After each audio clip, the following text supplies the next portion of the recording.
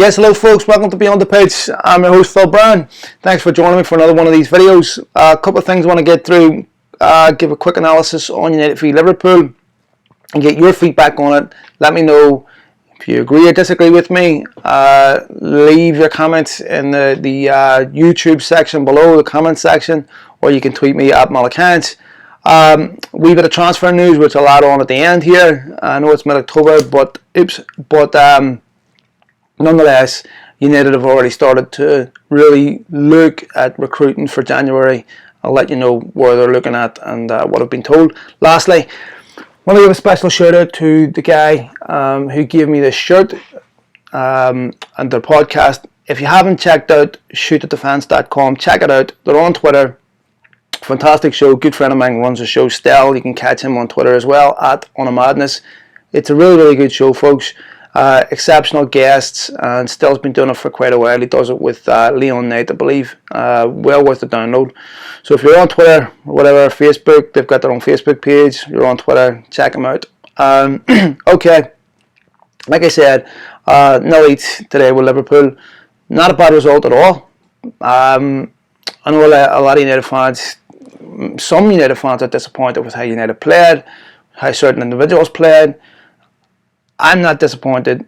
I thought this was a game, it was very important for Mourinho not to lose. Mourinho cannot lose his air of invincibility, and had United have lost that today, that air of invincibility that surrounds Mourinho, which is so key to him selling what he's selling, convincing United players that he is still the special one that managed Chelsea, Real Madrid, Inter Milan.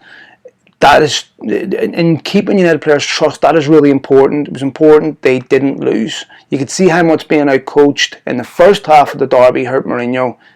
He wanted to make sure United didn't lose this game, and he sent them out not to lose it. Maybe not to win it, but not to lose it.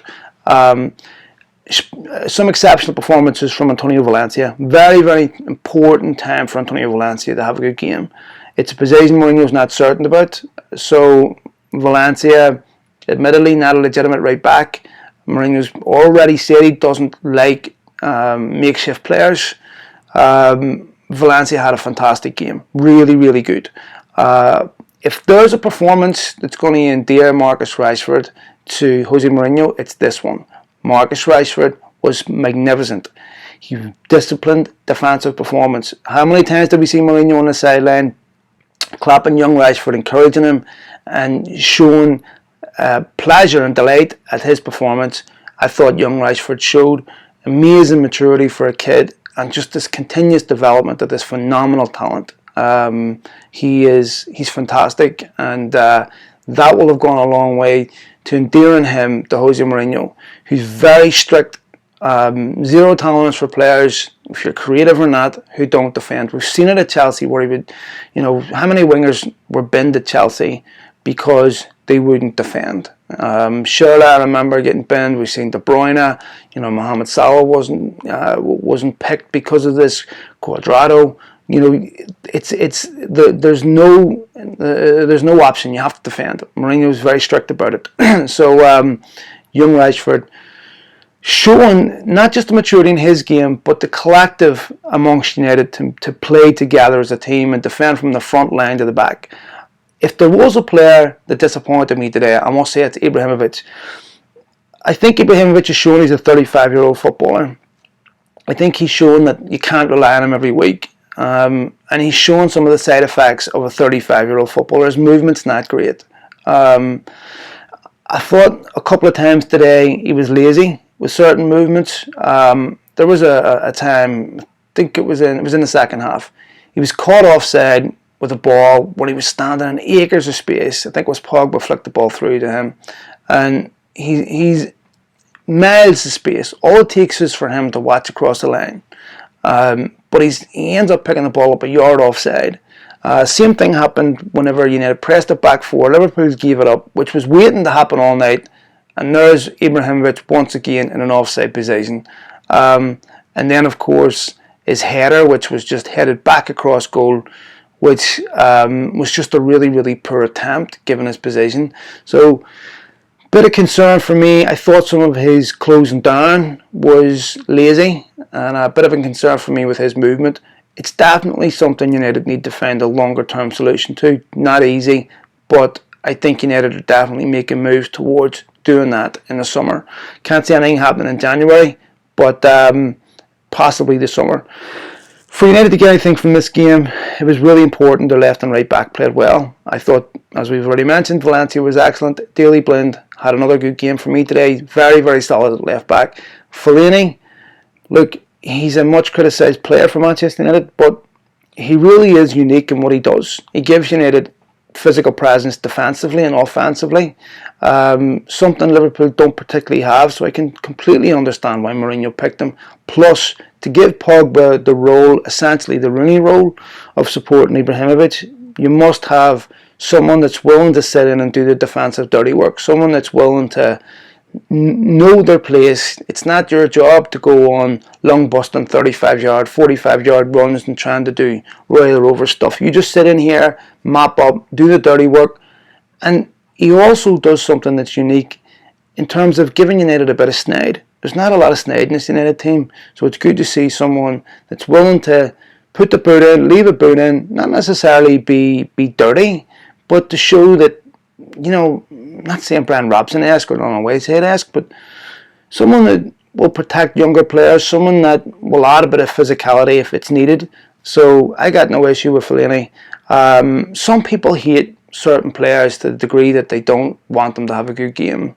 I don't understand that logic. I would love to see Rooney, a player who I've often criticised, come back in the United's team and score 30 goals this season and shove it down my throat. I'd be delighted to retract everything I've said about him if that's what ended up happening. He was once again left out today. No surprise. Concerning times for Wayne Rooney. I think he'll play against Fenerbahce on Thursday, but I don't see anytime soon Rooney emerging from this form slump. I think the days of seeing Wayne Rooney consistently play well for Manchester United are long gone, but I think the days are gone of even seeing sporadic good games. It's just becoming rarer and rarer. I just think what made Rooney what he was is gone. United probably won't let him leave in January because they just won't be able to get a replacement for him, but I would be astonished if this is not his last season at Manchester United, whether Mourinho stays or not. If Mourinho has a pathetic second half of the season and ends up going, I still think Rooney goes too, because I think inside United they know it's time for Wayne Rooney to move on. I don't expect him to go to America. I expect he'll go to Asia. The other talking point of the game, of course, was the referee, who I think had a good game. I was disappointed with him booking Ashley Young and not Coutinho. He booked Ashley Young for asking for a yellow card, but Coutinho also did it too. So should have been more consistent on that. But overall, I thought he had a good game. I thought he played well. Right, he refereed very well, given the pressure that was on him. Didn't book players early. Recognised the intensity of the fixture, and no issue with how he did today. If I was a Liverpool fan, I'd be incredibly concerned. This game had a very similar pattern to the game, I think it was 2014, when Brendan Rodgers' Liverpool, who were flying at the time, played Chelsea, and Mourinho came, recognised what Liverpool's strengths were, and tactically shut them down. Rodgers had no plan B that day. There was no way they could change it up. And I felt that was the situation with Klopp today. They had no plan B. I mean, I know they brought Lallana on for Sturridge, which changed the tempo of the game a bit. It didn't change Liverpool systematically. It just changed the flow of the game. And if I was a Liverpool fan, I'd be very, very concerned, because the truth is, outside of Coutinho, there's no world-class talent there.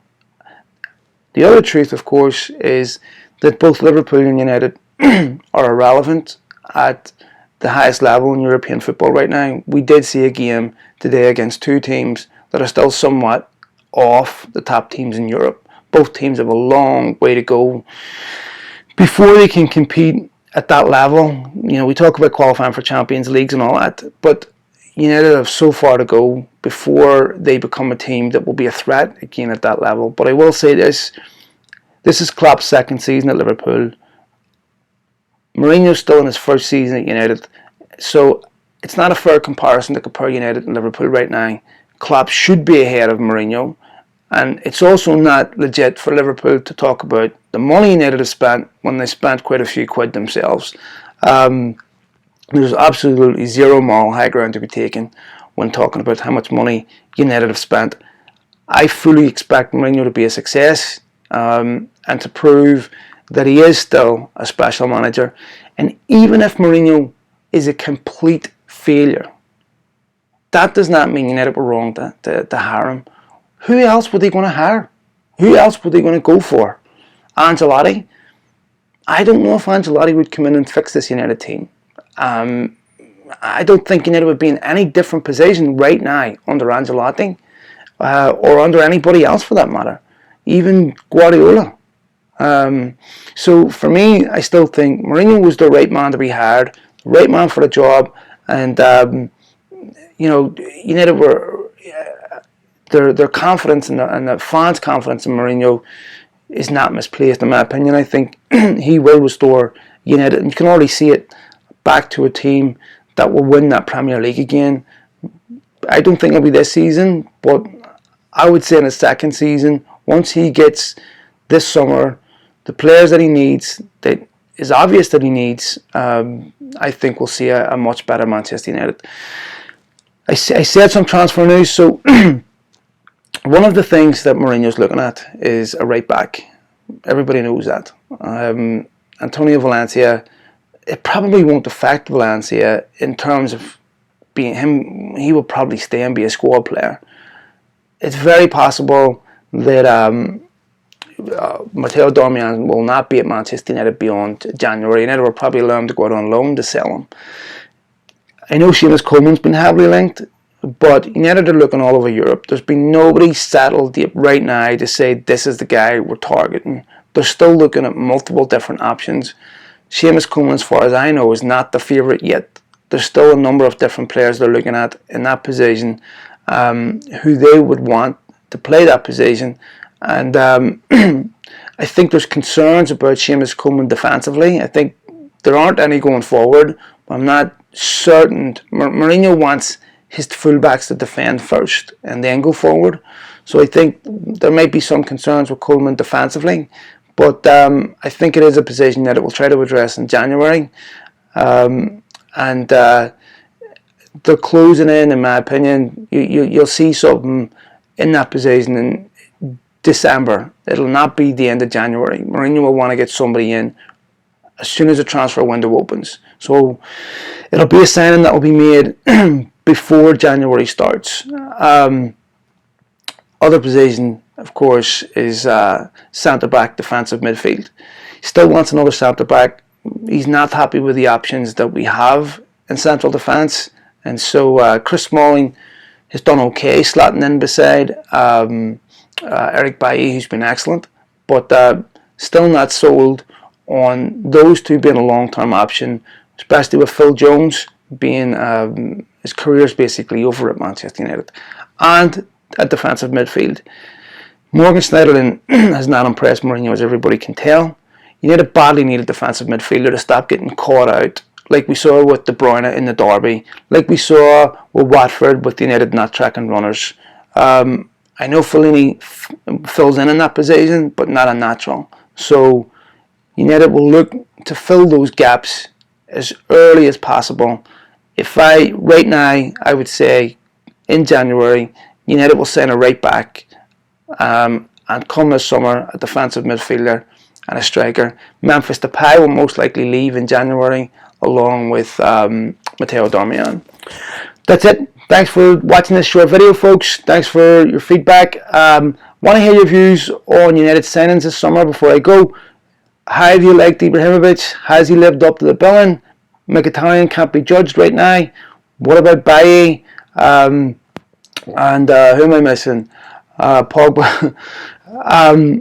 Please be sensible in your evaluation of Paul Pogba, because just because he hasn't turned out like he did in your Football Manager or your FIFA soccer game doesn't mean Paul Pogba is a fraud or a flop. So let me know what you think of those players. Be interested to hear your feedback on Mourinho, and United's new signings, and whether you think United's new signings are value for money, good money signings that you're confident that are Manchester United level players. Thanks for watching, folks, and I'll do another one of these shortly.